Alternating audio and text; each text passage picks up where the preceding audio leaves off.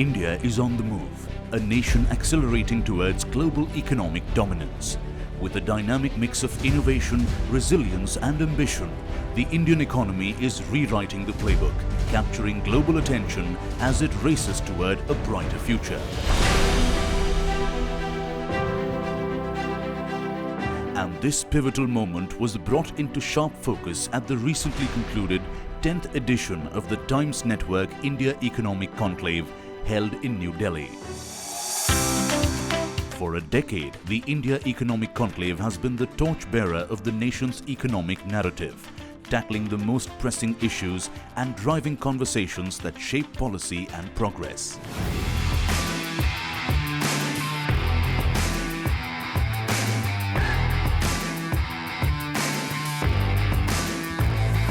This year was no exception. Under the compelling theme, Fast Track to Top 3, the conclave ignited discussions on India's aspirations to cement its place among the world's top 3 economies. Top editorial voices, visionaries, policymakers and industry leaders convened to exchange insights, strategies and solutions to accelerate India's growth story. India is on the move, and the India Economic Conclave remains at the heart of the conversation, shaping the road ahead. In this episode, Amrita Vishwa Vidyapeetham bring forth the role of education in India's global rise.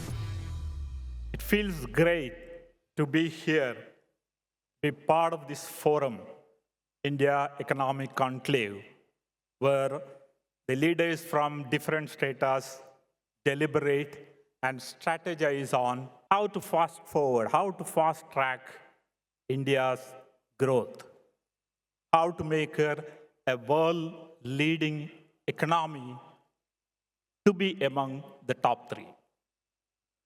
So I stand here representing a sector that is chartered to play a very crucial role in actually unfolding this incredible growth story, creating leaders, innovators, and the real force who will fuel this exciting drive. So I also want to then share how we in Amrita Vishwa Vidyapeetham, a research-focused premier institution of higher learning, we are innovating and delivering the challenge. Of course, closely working with the industry. So as we deliberate on how to build a workforce for the future, let me begin by sharing a prediction that actually eloquently captures the enormity and complexity of the task. The prediction comes from a World Economic Forum study. The WEF predicts 60% of the children entering primary school today will end up working in completely new job types that don't exist today. Now, the task is cut out both for academia and the industry. The task is to prepare a workforce for tomorrow for the jobs that is not even heard of or have foreseen. And that asks for creativity, imagination, and innovation to anticipate what are going to be those future skill requirements. And accordingly, and the job contents, and then prepare a labor force with the skills and trades that will enable them to adapt quickly and successfully to any unforeseen, and then become the fuel for the growth story in the coming decades. So you cannot really predict what skills will be required in the future, but you can prepare them with those traits which will make them quickly adapt to those unforeseen. See, when some sectors are still working with transitioning from, say, 3.0 to 4.0 or 4.0 to 5.0, industry 4.0 or 5.0, some others are already talking about industry 6.0, which will be enabled by a completely integrated intelligent systems that will fully operate completely autonomous. That would be a combination of human intelligence and artificial intelligence, human and robotic collaboration, cloud computing, the quantum computing, so on and so forth. So this requires a very multidisciplinary, multi-skilled, and at the same time, flexible, adaptive, and creative workforce. Now, if you really look at the future jobs report, that is the 2023 released by World Economic Forum, it observes that the job skills landscape is drastically changing because of the technological disruptions and demographical changes, etc. It predicts you will lose around 83 million jobs in the next 5 years, and it will create new 69 million jobs. So what that means is, in next 5 years, you have some jobs which are being lost, 83 lost and 69 newly created. Now, the fear is not as much whether AI will replace your job. The fear is actually, will your job will be lost to a person who is more superior in AI skills. And that makes the workers forced to upskill and reskill in AI-related jobs. What are the main jobs going to be? Obviously, as we all know, the top of the list is AI and ML specialist. And then comes sustainability specialist, as we know a lot of talk on sustainability going around, and business intelligence analyst, information security, fintech engineers, data analysts and scientists, robot engineers, and the list goes. What are the future skills then that would be required to cater to these jobs? The top of the list of the job was AI and ML engineers, but the top of the list of the skill is not really Python programming. The top of the list, they are cognitive abilities, social skills, and technology skills. That is like the top of the list is analytical thinking. Analytical thinking, critical thinking, resilience and flexibility and agility, motivation and self-awareness, curiosity and lifelong learning, technology literacy. Let's say like those are the cognitive skills and bionic skills, which is basically your skills to operate to the AI and robotic technologies. Amrita is essentially doing this with a lot of changes in the way the training happens and how the innovations are encouraged. Say, for example, the School of AI is completely following a project-based learning and continuous evaluation method. Similarly, the life skills are integrated completely into the curriculum with a accredited course that runs across semesters, 3rd to, say, 7th semester, and the regular industry collaboration to get the curriculum updated and their interactions, etc. Apart from that, we also deal into a lot of collaborative research where industry and academia come together to create knowledge and create value. One of the classic example I want to put here, before I conclude, in fact, Amrita, the professor, built a bulletproof, blast-proof, fire-proof composite material, which is now used in Army to create the Army, their armament, as well as the infrastructure, which is actually saving an import of 20,000 crore a year. That's a classic example of how industry, government, and academia can work together in the indigenization of India's armament. India needs to identify these key areas, AI, e-mobility, semiconductor space, and come up with a strategy, a deliberate, a purposeful, and imaginative policy and actions plans by government, by the academia, and by the industry, which will define our trajectory of growth to 50 trillion by 2050. With that, let me close. Thank you very much.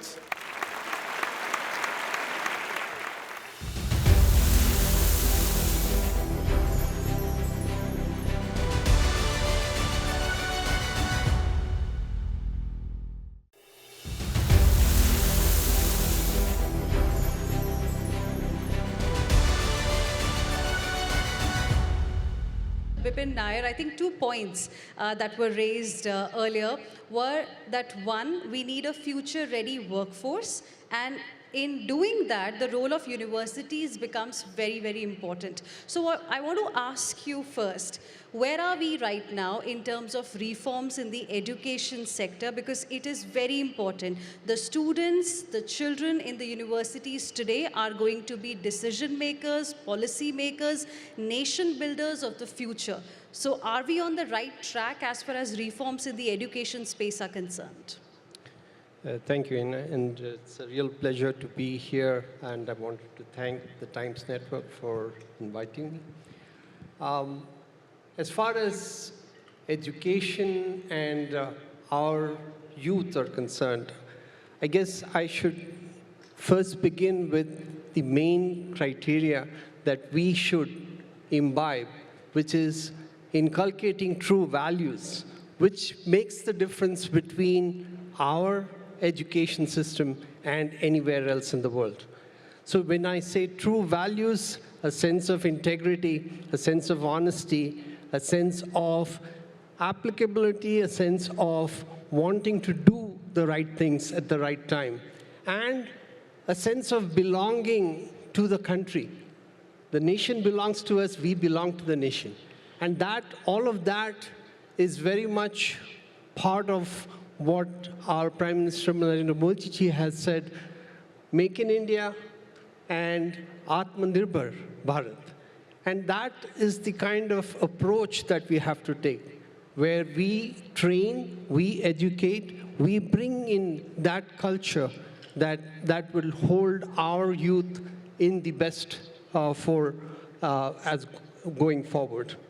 Interesting, and we have also seen how Prime Minister Modi always talks about how we need to turn crisis into an opportunity. World over, the research by Indians is being appreciated. Then why is it, sir, that, I'm just looking at some government data, about 13.35 lakh Indian students are currently pursuing higher studies abroad. You talk to anybody after 12th, they want to go abroad, learn something from there, because the perception is maybe it's better there. Are we doing anything to also tell these students that here in India too, a lot is being changed, and that's the reason why the innovation that is happening here is because these people are the products of the universities within the country? Exactly, because when we talk about empowering minds, the first thing that needs to happen is changing that mindset that our country tends to have, where the idea is that if it is something excellent, it must have come from America or Europe or somewhere else. That's not the case. That may have been the case some time ago. But now, India is totally poised, is capable of doing the things that we need to do to take India into that future. And the simple examples that one can look at is look at what we did with Chandrayaan-3. Totally indigenous research. Putting India, scripting history by putting India on the moon, and being able to do that, what we should take pride in is frugal innovation. Very few people paid attention to the fact that that project that ISRO put together cost only 615 crores, about 75 million US dollars. That was less than half of what Hollywood took to create a science fiction movie, Interstellar, in 2014. That cost $165 million. So that, as well as what we experienced with the COVID pandemic, where the biotechnology sector in India came forward and developed vaccines that were world-class. And we were able to be the first nation to be able to combat that problem and vaccinate our 1.4 billion population, and then donate 70 countries that vaccine. All of that was capable with research and development done right here in India. So that mindset needs to change. Our young students, as you said, immediately after the 12th, they want to go to America or Europe or Australia or New Zealand or Ireland, pay 30 lakhs or the equivalent of that, $30,000, for example, and get an education that may not be even comparable with what most of our universities are able to offer today. So why have that kind of an approach? Most institutions in India, and today we are talking about 1,400 plus universities that offer world-class education, right from the initial stages at the bachelor's level all the way to the PhD level. And we have that experience that our graduates are able to compete with and outclass people from other parts of the world and walk into positions elsewhere where they get that experience, they get that exposure, and are able to return to India and offer the best of that training to bring India to a level where we are capable, we are competent, we are able to do all of that. And that's not just with major projects, even at the university level. For example, in Amrita University, where we are looking at major problems. For example, India has the dubious distinction of being the diabetes capital of the world. 800 million diabetics across the world. Of that, 220 million are here in India. At Amrita, collaborating with the Indian Institute of Science, we are looking at what can be called a formal sort of development where we will be able to provide that kind of healthcare with what is known as an artificial pancreas. Wireless sensor networks that have been able to save lives in landslide-prone areas. And that has been developed and have been implemented so that we are able to provide that kind of a warning system at least 24 hours in advance and save lives because almost $400 million are lost due to landslides and all across the world. So you're saying, of course, mindset needs to be changed. Is something being done in this direction? Because listening to you makes me feel that perhaps we have the capability. The universities are making efforts as well. But is something else being done too to ensure the reason students go abroad, perhaps those reasons are brought here? Are there any kind of collaborations or bhagidari that is also happening in the education system? Absolutely. So right from the beginning, and that is true for a lot of institutions in the country, along with Amrita, we have been able to collaborate and interact with the best universities in the world. The top three, for example, the Oxford University or Cambridge or the University of California and so on, where we are able to have not only academic programs where we are able to have an exchange of students and faculty, but also research programs where we have exchange of personnel, exchange of research material, and we are able to have these universities that are world-class, are supposedly world-class, bring in that expertise, have that kind of exposure, and we are able to collaborate with them, work with them, and have those kinds of interactions where we are now looking at joint degree programs at the bachelor's level, master's level, PhD level, And that kind of an exposure, that kind of training enables us to have that kind of an exchange with world-class universities, and that will always be beneficial for all of us. I want to also talk to you a little bit about skilled workforce, because that's the need of the hour. Industry will also only hire people who are, ready to adapt to the changing, technology that we are seeing now almost on a daily basis. I want to quote some data here. The economic survey, the last economic survey that we got of 23-24, it pointed out that there is a skill gap among many of our graduates. As per the survey, only 51.25% of India's graduates today are deemed employable, which simply means, if I just turn around this data, around 49% of the graduates today are not employable. Are we doing something to change this trend? And what are we going to do with these graduates? Because unemployment is a big issue. And if our education system does not produce employable graduates, it's going to be a big problem for the entire country. Sure. When we talk about employability, it also brings into focus the kind of training that these students are able to get at the schools, at the universities, and all across, where a training that would be providing that kind of employability.